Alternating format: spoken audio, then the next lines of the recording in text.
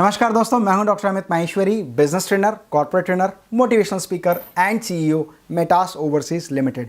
आप सभी का स्वागत करता हूं स्टॉक मार्केट मिलेनियर की सीरीज में।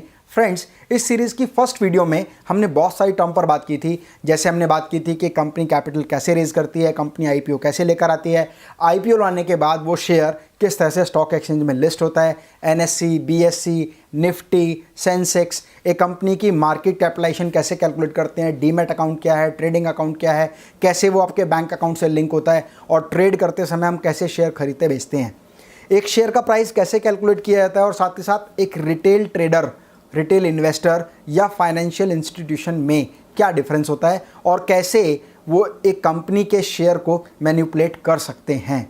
आज की इस सीरीज़ में हम बात करेंगे ऐसे 5 प्रश्नों की जो एक बिगिनर को अपने आप से पूछने चाहिए जब वो इन्वेस्टिंग शुरू करता है। तो फ्रेंड्स, एज ए बिगिनर मेरा पहला प्रश्न होना चाहिए, is investing in stock market risky? क्या स्टॉक मार्केट में निवेश करना रिस्की है? तो मेरा जवाब है हाँ भी और नहीं भी। हाँ कैसे? If you start investing without basic knowledge or on the recommendation of other or without research, then it will be a risky। अगर आप स्टॉक मार्केट में बिना बेसिक इन्फॉर्मेशन के, बिना बेसिक नॉलेज के इन्वेस्ट करते हैं या किसी दूसरे के रिकमेंडेशन पर निवेश करते हैं और वो भी बिना किसी तरह की रिसर्च किए, तो ये सच में बहुत रिस्की है। और मेरा जवाब है नहीं। अगर आप बेसिक नॉलेज को ग्रैब करते हैं और उसके बाद इन्वेस्ट करना शुरू करते हैं और ठीक तरीके से इन्वेस्टिंग की टिप्स को फॉलो करते हैं, तो आप अच्छे से स्टॉक मार्केट में पैसा बना सकते हैं। यह आपके लिए बिल्कुल भी रिस्की होने वाला नहीं है। अगला जो प्रश्न होना चाहिए एक बिगनर का, वो होना चाहिए how much return I can expect? मैं कितना रिटर्न इसमें कमा सकता हूं? तो यहां पर ना इन्वेस्टमेंट के रिटर्न के बारे में समझना बहुत ज़रूरी है। अगर आप पैसा बैंक के सेविंग अकाउंट में डालते हैं तो आपको 4 से 5.5% का रिटर्न आता है।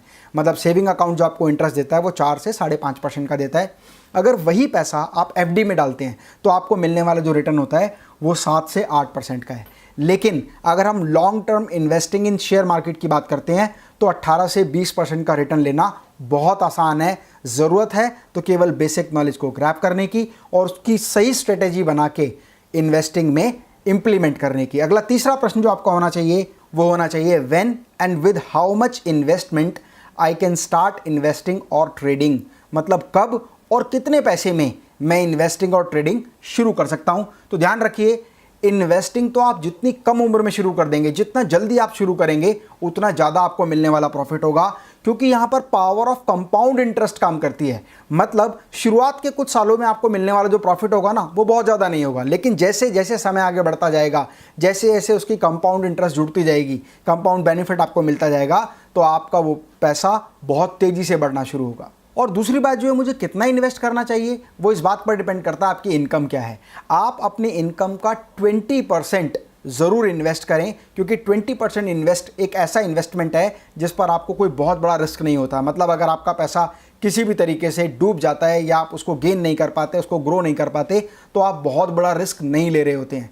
या आपके पास अगर सेविंग है तो उस सेविंग में वो सेविंग का अमाउंट जिस पर आप रिस्क लेने के लिए तैयार हैं, जिसके बढ़ने या घटने से आपके ऊपर कोई विशेष प्रभाव नहीं पड़ेगा, और यदि आपको लॉस भी हो जाए तो भी आप उसको आसानी से बियर कर सकते हैं बिना किसी रिस्क के। इतना अमाउंट आपको स्टॉक मार्केट में इन्वेस्ट करना है जब आप एक बिगनर की तरह से इन्वेस्टिंग शुरू कर रहे हो। फ्रेंड्स, अगला प्रश्न जो एक बिगनर का होता है वो होता है why stock market is known as सट्टा बाजार या गैम्बलिंग? स्टॉक मार्केट को सट्टा बाजार या गैम्बलिंग क्यों कहते हैं? तो यहाँ 2 बातें समझना बहुत ज़रूरी है कि stock market is not a gambling, लेकिन प्रॉब्लम क्या है, 95% of the mass is donating to 5% of class. ये बात मैंने पिछली क्लास में अच्छे से एक्सप्लेन की थी। मैं आपको बता देता हूँ कि लोग जब शेयर बाजार में इन्वेस्टमेंट करना शुरू करते हैं ना, जो बिगनर होते हैं उनकी बहुत सारी रिक्वायरमेंट्स होती हैं, उनके बहुत सारे ड्रीम होते हैं जिन पर वो काम करते हैं। लोग ज़्यादा हाई रिटर्न एक्सपेक्ट करते हैं, उनको लगता है कि स्टॉक मार्केट की अगर बात करते हैं तो बहुत बड़ा प्रॉफिट वॉल्यूम वो एकदम कमा लेंगे। और दूसरी बात, वो अपनी पेशेंस लूज कर जाते हैं जब उनके शेयर की वैल्यू बढ़ने लगती है। फाइन। और तीसरी महत्वपूर्ण बात, ज़्यादा हाई रिटर्न लेने की महत्वाकांक्षा के चलते लोग ज़्यादा रिस्क लेना शुरू कर देते हैं, और कई बार जब हम ज़्यादा रिस्क लेते हैं तो वहाँ हमारे पैसे के डूबने के चांसेस भी बहुत ज़्यादा होते हैं।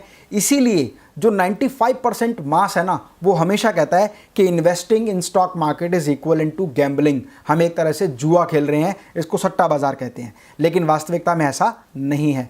फाइनेंशियल इंस्टीट्यूशन और बड़े इन्वेस्टर्स कभी भी इसको सट्टा बाजार के रूप में नहीं देखते। वो राइट इन्वेस्टिंग के मेथड को फॉलो करते हैं और अपने हमेशा इन्वेस्टिंग अमाउंट को ग्रो करते हैं। और पांचवा प्रश्न, from where I can learn about stock market. मैं स्टॉक मार्केट के बारे में कहां से सीखूं? तो फ्रेंड्स, हमने आपके लिए सीरीज शुरू की है स्टॉक मार्केट मिलेनियर, जिसमें हम बेसिक से लेकर एडवांस लेवल तक सब कुछ आपको सिखाने वाले हैं। लेकिन क्या होता है, एक बिगिनर के मन में ना एक जुनून होता है कि मुझे बहुत जल्दी सारी चीज़ें सीखनी है, मुझे बहुत तेज़ी से इन्वेस्टिंग करनी है और अपनी छोटी सी कैपिटल को ना करोड़ों रुपए बना देना है। ये जो आपके मन में महत्वाकांक्षा होती है ना, ये रखना बहुत अच्छी बात है। लेकिन बिना राइट नॉलेज के और बिना राइट स्ट्रेटेजी के आप अपनी कैपिटल को कभी भी ग्रो नहीं कर पाएंगे।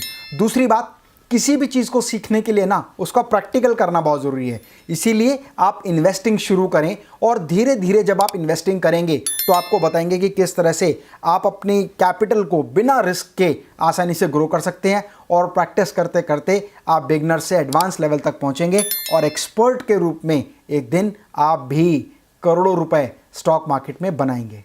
फ्रेंड्स, पिछली वीडियो में मैंने आपको बताया था कि किसी भी कंपनी की मार्केट कैपिटलाइजेशन कैसे कैलकुलेट करते हैं। और मार्केट कैपिटलाइजेशन को कैलकुलेट करने के लिए हमें देखना है उस कंपनी के नंबर ऑफ शेयर, जो टोटल शेयर हैं वो कितने हैं और मार्केट प्राइस पर शेयर कितना है। तो मार्केट प्राइस पर शेयर को नंबर ऑफ शेयर से मल्टीप्लाई करेंगे तो मार्केट कैपिटलाइजेशन आ जाएगा। अब मैं आपको दो कंपनी के नाम बताता हूँ, उनके शेयर की वैल्यू बताता हूँ। उनकी शेयर की वैल्यू को देखकर ये मत समझिएगा कि कौन सी कंपनी छोटी है या बड़ी। कौन सी कंपनी छोटी या बड़ी है इसका पता लगेगा आपको उसकी मार्केट कैपिटलाइजेशन कैलकुलेट करके। तो एमआरएफ का जो शेयर है वो है 82,458 रुपये का आज की रेट में, मतलब 82,458 रुपये का शेयर है। फाइन। और जो विप्रो का शेयर है वो 510 रुपये का है, 510 का वो शेयर है।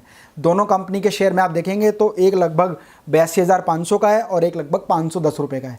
इससे देखने में तो लगेगा कि एमआरएफ बड़ी कंपनी है या विप्रो छोटी कंपनी है। आप मुझे कमेंट बॉक्स में लिखकर बताओ कि किसका मार्केट कैपिटलाइजेशन बड़ा है और दोनों में से कौन सी कंपनी बड़ी है। और इस सीरीज से संबंधित यदि आपके मन में कोई भी प्रश्न है या जो आपने आज सीखा है उससे रिलेटेड कोई भी डाउट है तो मुझे कमेंट बॉक्स में लिखें, उसका जवाब हम बहुत जल्दी देंगे। इस सीरीज़ को पूरा ध्यान से देखें, तभी आप शेयर मार्केट के बारे में सब कुछ सीख पाएंगे और समझ पाएंगे। स्वस्थ रहें, मस्त रहें। मैं डॉक्टर अमित माहेश्वरी आपके सुनहरे भविष्य की कामना करता हूँ। जय हिंद, जय भारत।